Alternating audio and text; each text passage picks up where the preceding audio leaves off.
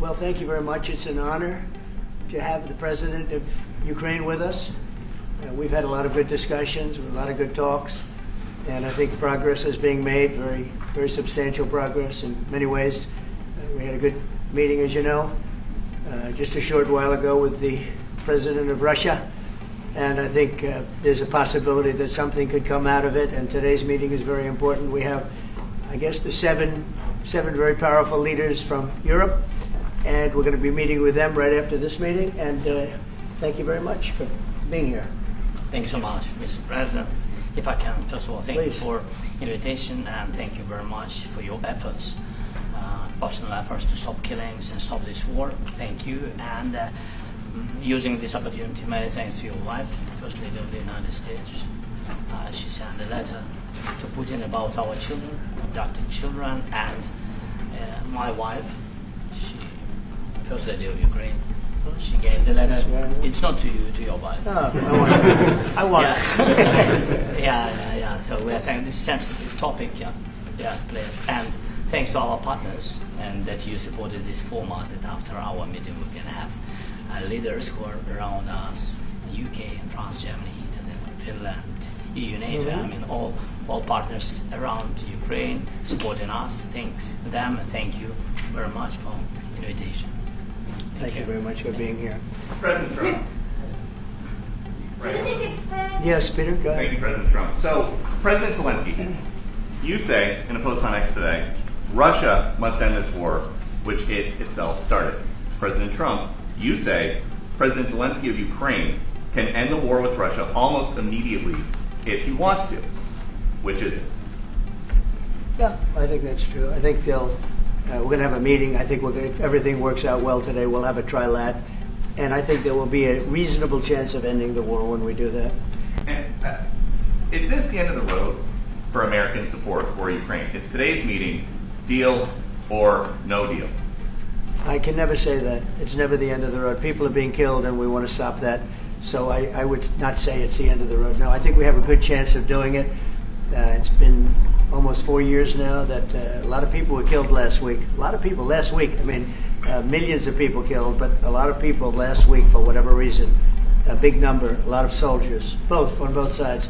And I know the president, I know myself, and I believe Vladimir Putin wants to see it ended.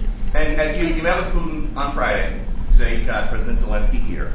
As you listen to Russia and Ukraine, which side has the better cards? Well, I don't want to say that. I'm just here to be. Look, this isn't my war. This is Joe Biden's war. He's the one that had a lot to do with this happening, and we want to get it ended. And we want it to end good for everybody. We want it to end good. The people of Ukraine have suffered incredibly. President Zelensky, are you prepared to keep sending Ukrainian troops to their deaths for another couple years, or are you going to agree to redraw the maps? Thank you for your question. So, first of all, we live under each day attacks. That today have been a lot of attacks and a lot of wounded people, and the child was dead, small one year and a half. So we need to stop this war, to stop Russia, and we need support, American and European partners, and we will do our best for this. So, and I think we show that we are strong people, and we supported the idea of the United States, of personally of President Trump, to stop this war, to make a diplomatic way of finishing this war, and we are ready for trilateral, as President said. This is a good signal about trilateral. I think this is very good. Thank you. Mr. President, if the peace deal will be achieved, are you going to be willing to send American peacekeepers to Ukraine? Well, we're going to work with Ukraine. We're going to work with everybody, and we're going to make sure that if there's peace, the peace is going to stay long term. This is very long term. We're not talking about a 2-year peace and then we end up in this mess again. We're going to make sure that everything's good. We'll work with Russia. We're going to work with Ukraine, and we're going to make sure it works. And I think if we can get to peace, it's going to work. I have no doubt about it. Your team has talked about security guarantees. Could that involve U.S. troops? Would you rule that out in the future? We'll let you know that maybe later today. We're meeting with 7 great leaders of great countries also. and we'll be talking about that. They'll all be involved, but there'll be a lot of help when it comes to security. There's going to be a lot of help. It's going to be good. They are first line of defense because they're there. They're Europe, but we're going to help them out also. We'll be involved. Yes. Mr. President, Vladimir Putin mentioned that the war will not end without addressing the root causes of this war. Have you had an understanding what are the root causes of this war? Well, look, the war is going to end. When it ends, I can't tell you, but the war is going to end, and this gentleman wants it to end, and Vladimir Putin wants it to end. I think the whole world is tired of it, and we're going to get it ended. It was, I've done 6 wars. I've ended 6 wars, and I thought this maybe would be the easiest one, and it's not the easiest one. It's a tough one. A lot of reasons for it, and they'll be talking about it for a long time, but they'll be talking about the others. Look, India, Pakistan, we're talking about the big places. When you look at, you just take a look at some of these wars. You go to Africa and take a look at that. Rwanda and the Congo, Republic of the Congo. That's been going on for 31 years. And so we've done a total of 6, and we really have 6, not including the fact that we obliterated, and it turned out to be a total obliteration, the nuclear, as you said, the future nuclear capability of Iran. And this one, I think we're going to get solved also. I feel confident we're going to get it solved. Like guarantees or like the special envoy put forward. Thank you, Mr. President. Can you tell us about your conversations with European leaders and what they need to see to support an end to the war? Yeah, well, we're going to be meeting with a great representative group and 7 very powerful, very big countries and great people, all friends of mine and friends of yours. And we're going to have some suggestions made. They want to see peace. They would like to see peace. When did Russia? Go ahead, please. In the red. President Trump, do you think it's fair for Ukraine and for Russia to achieve a lasting and durable peace if Ukraine cedes its territories that Russia hasn't yet conquered? Do you think it's a fair peace for Ukraine? We're going to have a lasting peace. Just to answer the first part of your question, we're going to have a lasting peace. I hope it's going to be immediately. I hope it doesn't have to go on. And I think people of the whole world is going to be very happy when that's announced. Yeah, please. Mr. President, you posted on social media, Mr. President, a very touching letter from the First Lady. And the letter was hand-delivered to President Putin. And it calls for an end to the war, essentially, because of the children and the children's future.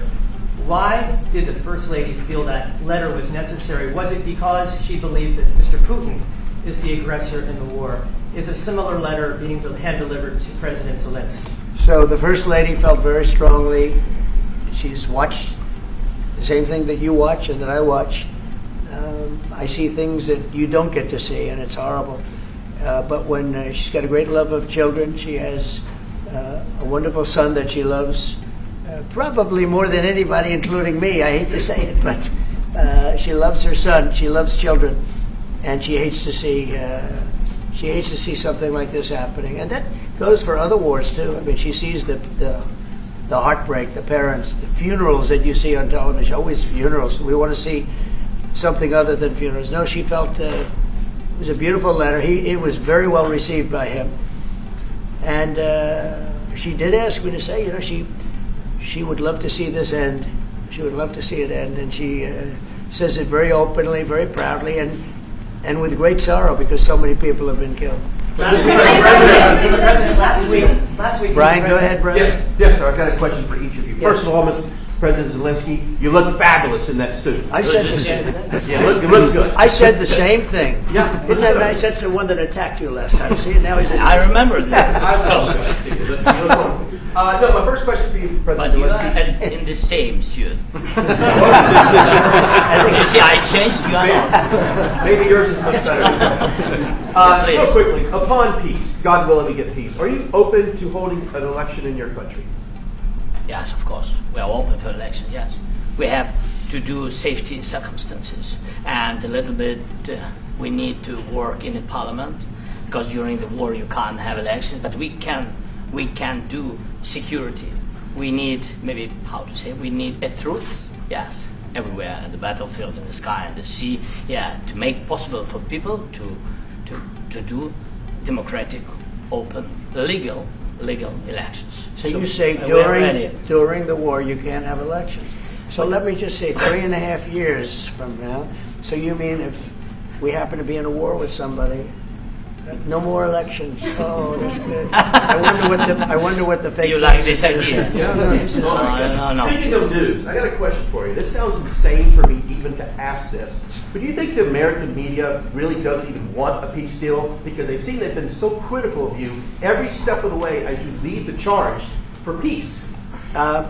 It's an amazing phenomenon. I said that if in the settlement you got Moscow, St. Petersburg, and thousands of miles around them, they would say I made a bad deal. The level of hatred and animosity is incredible. Not with all. I mean, we have great people up here. We also have terrible people up there that I think are told what to say. But, in solving all of these wars, they don't even write about it. I saw major wars. I saw wars that have been going on for 31, 35, and 37, and a couple of quicker ones.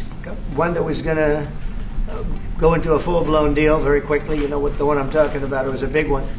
But they don't even write about that. No matter what I do, no matter what, and this is not anything to do with you. It's probably to your advantage in a certain way. But no matter what I do, no matter what deal I make, from my standpoint, you'll come out good. Maybe President Putin will come out good. But they'll say, Trump was absolutely horrible. It's just that, and I've lived with that for a long time. I've lived with it since just before the first election. I used to get great publicity. Now I get the worst publicity anyone's ever gotten in office, but I won in a landslide, so that people understand. They're the only ones that count, ultimately. But I've also had great reporters. I've had journalists that are very good. But it's very sad when you do the right thing. As an example, they said, because of the fact that Vladimir Putin came to American soil, this was a tremendous defeat for Donald Trump. No, it was really wonderful that he did it. It was a hard thing for him to do, to be honest with you.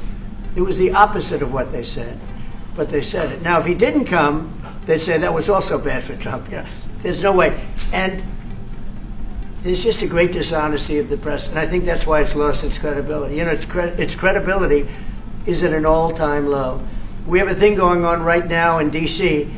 We went from the most unsafe place anywhere to a place that now friends are calling me up, Democrats are calling me up, and they're saying, sir, I want to thank you. My wife and I went out to dinner last night for the first time in 4 years, and Washington, D.C. is safe, and you did that in 4 days. I'll tell you, it's safe. I had another friend of mine. He has a son who's a great golfer. He's on tour, and he came in fourth yesterday in the big tournament where Scotty Scheffler made the great shot, and he said his son is going to dinner in Washington, D.C. tonight. I said, would you have allowed that to happen a year ago? He said, no way. No way. He said, what you've done is incredible. And I think the people realize it. But the press says, he's a dictator. He's trying to take over. No, all I want is security for our people. But people that haven't gone out to dinner in Washington, D.C. in 2 years are going out to dinner. And the restaurants the last 2 days were busier than they've been in a long time. Thank you for that. I walked around yesterday with MTG. If you can walk around with DC with MTG and not be attacked, the city is safe. Yes. Thank you, Mr. President. Last week you warned of what you called severe consequences if a 30-day ceasefire or any type of ceasefire were not agreed to by Russia. Will there be severe consequences? Does that change because of I don't think you need a ceasefire. If you look at the 6 deals that I settled this year, they were all at war. I didn't do any ceasefires. And I know that it might be good to have, but I can also understand strategically why, one country or the other wouldn't want it. You have a ceasefire and they rebuild and rebuild and rebuild, and, maybe they don't want that. But if you look at the 6 deals that we made peace and long-term, long-running wars, I didn't do any ceasefires. I like the concept. I like the concept of a ceasefire for one reason, because you'd stop killing people immediately, as opposed to in 2 weeks or 1 week or whatever it takes. But we can work a deal where we're working on a peace deal while they're fighting. They have to fight. I wish they could stop. I'd like them to stop. But strategically, that could be a disadvantage for one side or the other. But all of these deals I made without even the mention of the words ceasefire. Can you explain the decision to offer Ukraine Article 5-like security guarantees, but stop short of pushing for their full membership? Yeah, well, we haven't done anything on that yet. If you look back and you go back long before President Putin, it was always a statement that they would never allow Ukraine into NATO. So that was a statement that was made, but we haven't discussed any of that yet. We're going to be discussing it today, but we will give them very good protection, very good security. That's part of it. And the people that are waiting for us, they are, I think they're very like-minded. They want to help out also. Thank you, President Trump. The United States has already given hundreds of billions of dollars to this war effort in Ukraine. Biden. At best, it is a stalemate, and the killing continues. So, President Trump, how much more is the United States willing to give Ukraine? And President Zelensky, how much more do you want? Well, I'll start off just by saying we're not giving anything now. We're selling weapons. This is something before, I guess the number is well over $300 billion. That was under Joe Biden, a corrupt politician, not a smart man, never was. By the way, go back 40 years. He was not a smart man 40 years ago either. But now he's in particular bad. This was done by a corrupt administration that shouldn't have been in. And frankly, if the right results of the election were given, if I were president, this war would have never taken place. And he would have been very happy because he would have liked to have seen. I mean, they went through hell. He went through hell. This war would have never happened. And the people that were killed, a couple of million people, a lot of people with soldiers and everything else, and the people that have been displaced and forced into other areas and other countries because of what's happened, none of that would have happened. And I'm just saying that he was a horrible president, whether it was the borders or this. He was just a horrible, corrupt president. Mr. President, You want to answer? I can. Thank you so much. So first of all, we have possibility now to buy weapons from the United States. We are thankful for this program and this opportunity. We are thankful for Europe. They pay for this. And through NATO program, for example, Pearl and etc., we have some programs where we can have some money to finance this. And this is a part, I think, it's not a part for the war and to defend us. It also will be a part for security guarantees, to strengthen our army, to rearm Ukrainian army. This is very, very important. And it depends how much money we need to rearm. For example, the question of air defense, we spoke about it with President Trump, and I'm happy that we have now bilateral decisions and we work on it with production, American production. Nobody in Europe has so many air defense like Patriots, for example. We need it very much, and this is also about defending. And I think, I think the good news, we make the best military equipment in the world by far. You mentioned the Patriots. How good are they? Systems. We have systems, they're literally 100% foolproof. And it's really like shooting two bullets, two bullets hitting each other in the air in a space like this. The chance is 100%. It's 99 to 100%. So we sell the equipment to NATO. And NATO does what, I don't know what the arrangement is that you have with, but I know that they want you to have that equipment. And we're getting the best equipment in the world, but they pay us for the equipment. Under Biden, it was just crazy what was going on. I believe the number is over 300. I think it could be $350 billion worth of equipment and money and everything else. And we've made more progress in settling this war in the last 2 months than they made in 4 years. This should have been settled a long time ago, but it should have never happened. Yeah, please. You pushed out on social media. Brian, go first. You pushed out on social media about doing away with mail-in ballots and potentially electronic voting machines. Can you explain on that? Well, I will. That's a very off-topic, just really quickly. Mail-in ballots are corrupt. Mail-in ballots, you can never have a real democracy with mail-in ballots. And we, as a Republican Party, are going to do everything possible that we get rid of mail-in ballots. We're going to start with an executive order that's being written right now by the best lawyers in the country to end mail-in ballots because they're corrupt. And you know that we're the only country in the world, I believe, I may be wrong, but just about the only country in the world that uses them. because of what's happened. Massive fraud all over the place. The other thing we want change are the machines. For all of the money they spend, it's approximately 10 times more expensive than paper ballots. And paper ballots are very sophisticated with the watermark paper and everything else. We would get secure elections. We'd get much faster results. The machines, I mean, they say we're going to have the results in 2 weeks. With paper ballots, you have the results that night. Most people, many countries use paper ballots. It's the most secure form. So between paper ballots, very, very important, paper ballots, and I think maybe even more important, the mail-in voting. We're going to end mail-in voting. It's a fraud. If you have mail-in vote, even Jimmy Carter with this commission, they set it up. He said the one thing about mail-in voting, you will never have an honest election if you have mail-in. And it's time that the Republicans get tough and stop it, because the Democrats want it. It's the only way they can get elected. Because with men and women's sports and with transgender for everybody and open borders and all of the horrible things, and now the new thing is they love crime. They're fighting me on the fact that I've made Washington, D.C. safe. We're not going to get mugged, beaten up, or killed like all the people you've been watching get so badly hurt. I'm glad, I hate to take your time with this, but I'm glad you asked me that question. We're going to stop mail-in ballots because it's corrupt. You know, when you go to a voting booth and you do it the right way and you go to a state that runs it properly, you go in, they even ask me. They asked me for my license plate, for identify. I said, I don't know if I have it. He said, sir, you have to have it. I was very impressed, actually.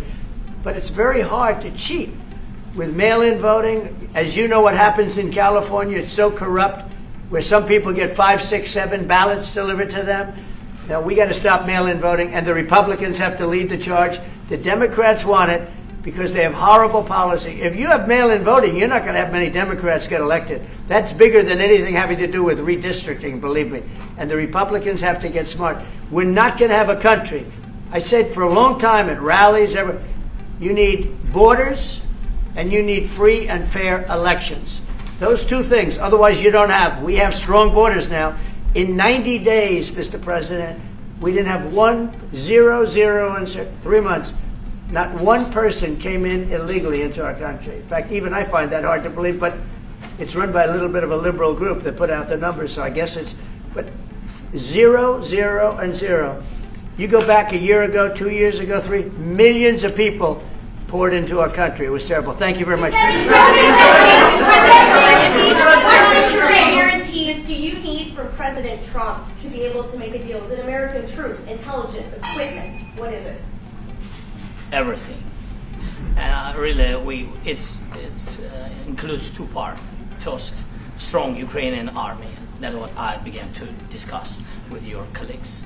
And it's a lot about weapon and then people and training missions and intelligence. And second, we will discuss with our partners. It depends on the big countries, on the United States, on a lot of our friends. Mr. President, is it good to commit American troops to that NATO-like protection in order to get President Zelensky to a deal today? Well, I don't know if you define it that way, but NATO-like, I mean, we have people waiting in another room right now. They're all here from Europe, biggest people in Europe, and they want to give protection. They feel very strongly about it, and we'll help them out with that. I think it's very important. I think it's very important to get the deal done.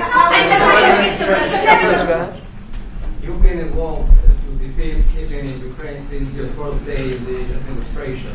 What would you say to the Ukrainian people right now who are suffering under the Russian attacks and hoping that the American people will stand with them? Well, I know Ukrainian people. I've known many over the years. They're great people. They're smart. They're energetic. They love their country. I mean, they love their country, and we want to get this war ended. That's all I can do. I love the Ukrainian people, but I love all people. I love the Russian people. I love them all. I want to get the war stopped. Very important. Was there any aspect of your discussion with Vladimir Putin that left you disappointed?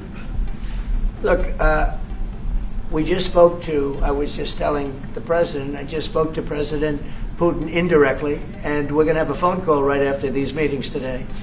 And we may or may not have a trilat. If we don't have a trilat, then the fighting continues. And if we do, we have a good chance. I think if we have a trilat, there's a good chance of maybe ending it. But he's expecting my call when we're finished with this meeting. Thank you very much, everybody. Let's go. Everybody have a Thank you. Thank you.